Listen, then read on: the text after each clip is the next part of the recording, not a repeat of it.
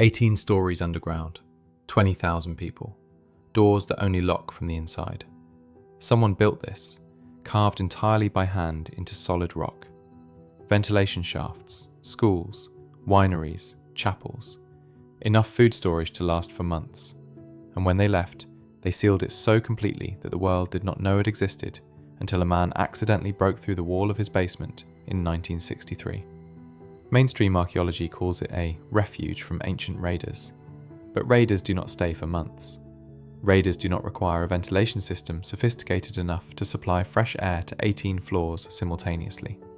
Raiders do not require schools for children who may never have seen the surface. This was not a hiding place. Something was happening above ground that made the surface uninhabitable, and the people who built this knew it was coming.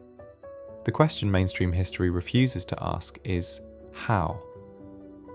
In 1963, a man in the Turkish town of Derinkuyu was renovating his home. He removed a wall in his basement and found a narrow tunnel behind it. He followed it. It kept going. What emerged from that accidental discovery would become the most significant archaeological find in the region's history. Derinkuyu, the largest excavated underground city on the planet. 18 floors, 85 meters deep, the equivalent of a 25-story building, inverted, carved entirely by hand from solid volcanic rock. Inside, living quarters capable of housing 20,000 people and their livestock. A school with a vaulted ceiling on the second floor. Wine and oil presses, food storage rooms, communal kitchens, a church, stables, and over 50 ventilation shafts running from the surface all the way to the lowest level, delivering fresh air to every floor simultaneously. The engineering is extraordinary. The ventilation system alone required a precise understanding of airflow dynamics that modern engineers describe as sophisticated by any standard. But the detail that stops researchers is not the engineering, it is the doors. Throughout the city, at strategic intervals, circular stone doors weighing between 200 and 500 kilograms each were positioned to seal off entire corridors. They roll into place along carved grooves in the rock. A small hole in the center, just large enough for a spear, allowed defenders to deter anyone attempting to force entry. These doors lock from the inside only. There is no mechanism to open them from the outside. Whoever went into Derinkuyu was in complete control of who came out. The mainstream explanation is straightforward. Derinkuyu was built by early Christians during the Byzantine era, roughly the 7th to 10th centuries, as a refuge from Arab raids. The population would retreat underground when armies approached, seal the doors, and wait for the threat to pass. There is evidence to support this. Christian symbols carved into walls, a church in the lower levels, artifacts consistent with Byzantine occupation. But the explanation has 4 problems that archaeology prefers to overlook. First, the scale. Carving a city for 20,000 people 18 stories underground is not a response to seasonal raids. This is a multi-generational construction project requiring extraordinary planning, resources, and engineering knowledge. You do not build this because soldiers occasionally pass through your region. Second, the food storage. The capacity of the storage rooms suggests the city was designed to sustain its population for months, not days. No raiding army in recorded history has occupied a region for months waiting for an underground population to surface. Third, the age. While Byzantine occupation is documented, the original construction is not. Dating of organic material in the deepest levels suggests initial excavation began significantly earlier than the Christian era. Some researchers place the origins at 1200 BC or earlier. Others believe it is older still. The deepest sections have never been fully excavated or dated. Fourth, and most significantly, Derinkuyu is not alone. Before we get to the network, we need to stop on the engineering, because the more you examine how Derinkuyu was actually built, the less the official explanation holds together. Consider what the builders achieved. 85 meters of vertical depth, carved through solid volcanic rock using tools made of stone and bronze. No explosives, no mechanical drilling equipment, no modern surveying instruments. Modern geologists who have studied the site estimate that removing the rock required to create Derinkuyu would have generated hundreds of thousands of tons of debris. That debris had to go somewhere. It had to be carried out through the same narrow tunnels that were being excavated, hauled to the surface, and disposed of without leaving an obvious mound that would betray the location of the city to anyone on the surface. Archaeologists have never found that debris mound. Where it went remains unexplained. Then there is the ventilation system. Over 50 shafts running from the surface to the lowest levels, some reaching depths of 80 meters. Each one precisely angled and positioned to create a continuous flow of fresh air through the entire complex, using nothing but natural convection principles. Modern HVAC engineers who have studied the system describe it as genuinely sophisticated. The positioning of the shafts creates a pressure differential that draws fresh air down through some shafts and exhausts stale air through others, passively, without any mechanical assistance, at a rate sufficient to sustain 20,000 people and their livestock indefinitely. To design that system, you need to understand fluid dynamics. You need to understand pressure differentials and airflow. You need to be able to model how air moves through a complex three-dimensional structure before that structure exists. We do not give Stone Age builders credit for that kind of knowledge, but the evidence says they had it. And then there is the water. Derinkuyu had functioning wells at multiple levels, drawing from underground aquifers. The wells were positioned and sealed in a way that prevented contamination, even during extended occupation by thousands of people and their animals. The sanitation systems channeled waste away from the water supply through a network of channels carved into the rock. This is not primitive construction. This is infrastructure designed by people who understood engineering at a level that mainstream history does not assign to the period in which the oldest sections were built. And it raises a question that nobody in official archaeology wants to answer. If they were capable of this, what else were they capable of? There are over 200 underground cities in the Cappadocia region of Turkey. 200. Derinkuyu is the largest confirmed example, but it is connected by a tunnel to Kaymakli, another major underground city 8 kilometers away. That tunnel has been partially explored and shows evidence of long-term habitation along its full length. In 2014, construction workers in the nearby city of Nevşehir broke through into another underground complex during a housing demolition project. Initial surveys indicated it was potentially larger than Derinkuyu, possibly the largest underground city ever discovered. The project was halted. The city was sealed. The Turkish government has not released comprehensive findings. As of today, the full extent of the 2014 discovery remains unknown to the public. Let that sit for a moment.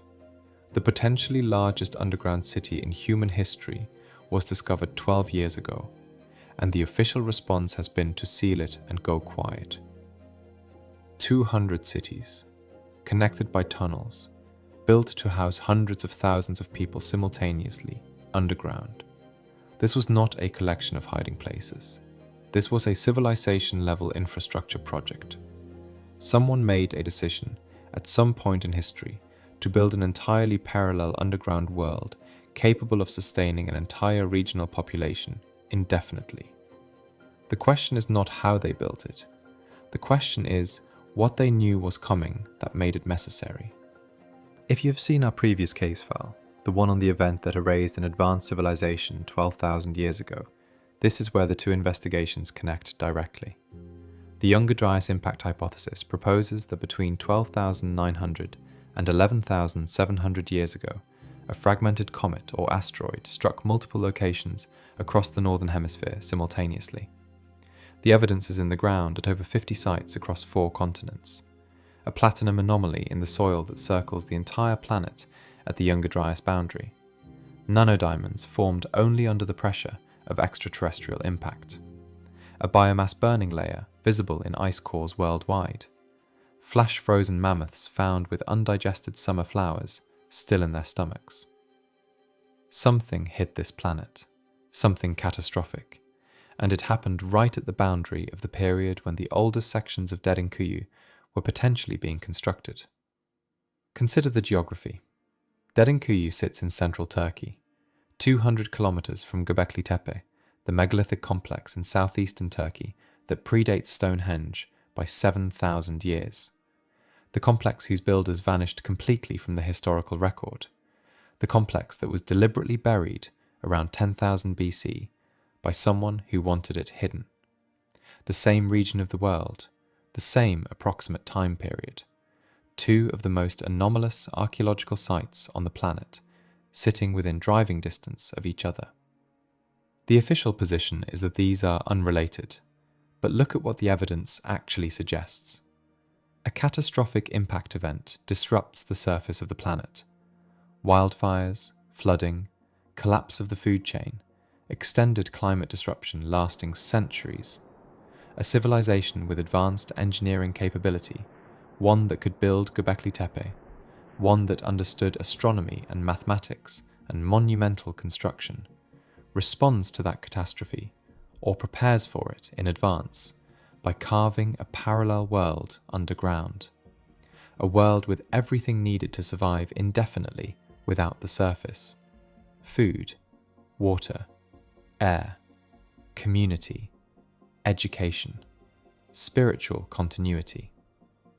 The circular stone doors that lock from the inside make complete sense in this context. They were not keeping out soldiers, they were keeping out whatever was happening above ground. The deepest levels of Derinkuyu have never been fully opened. Turkish authorities have confirmed that below the floors accessible to the public, additional levels exist. The full depth of the complex is unknown. The full extent of the tunnel network connecting the 200 cities of Cappadocia has never been mapped. What surveys of the deeper sections have revealed is this: the oldest artifacts are at the bottom, not the top, which means whoever originally built Derinkuyu did not start from the surface and dig down. The construction began at the deepest levels and worked upward. You do not begin an underground construction project at the bottom unless you already have access to the bottom, unless you're expanding something that already existed, unless the deepest levels were built first, by someone whose identity archaeology has not yet confirmed. And if the deepest levels predate the upper sections by potentially thousands of years, then the original construction of Derinkuyu does not belong to the Byzantine era or the Hittite era. It belongs to a period of human history that officially did not produce civilizations capable of this, which is exactly what we keep finding everywhere we look. Let us come back to the doors one final time. Hundreds of circular stone doors, locks that only work from the inside, a ventilation system for indefinite occupation, food storage for months, schools for children, a church for community, wine for the long wait. Every design decision in Derinkuyu points to the same conclusion. The people who built this expected to be underground for a very long time. They expected something on the surface that would not pass in a week, something that would not leave when the army moved on, something that required them to seal the doors completely and wait. The younger Dryas impact fits that scenario precisely. Catastrophic surface conditions lasting decades, wildfire, flooding, climate collapse, a world that needed time to become habitable again before it was safe to emerge. The evidence suggests that is what Derinkuyu was built for. But here is the question we cannot answer. How did they know it was coming? The engineering of Derinkuyu is not improvised. It is not panicked construction thrown together after a disaster struck. The ventilation shafts, the food storage ratios, the population capacity, the tunnel network connecting 200 cities across the region. This was planned, in advance, with precision, which means someone had foreknowledge of what was going to happen to the surface of this planet. Who told them? That is the question mainstream archaeology will not ask, and until it does, Derinkuyu remains what it has always been, the most compelling evidence on Earth that someone, long before recorded history, knew exactly what was coming and built accordingly. The case file on the younger Dryas impact, the event that erased the civilization that may have built Derinkuyu, is linked in the description. Watch it next. The two connect directly. If this raised more questions than it answered, that is the point.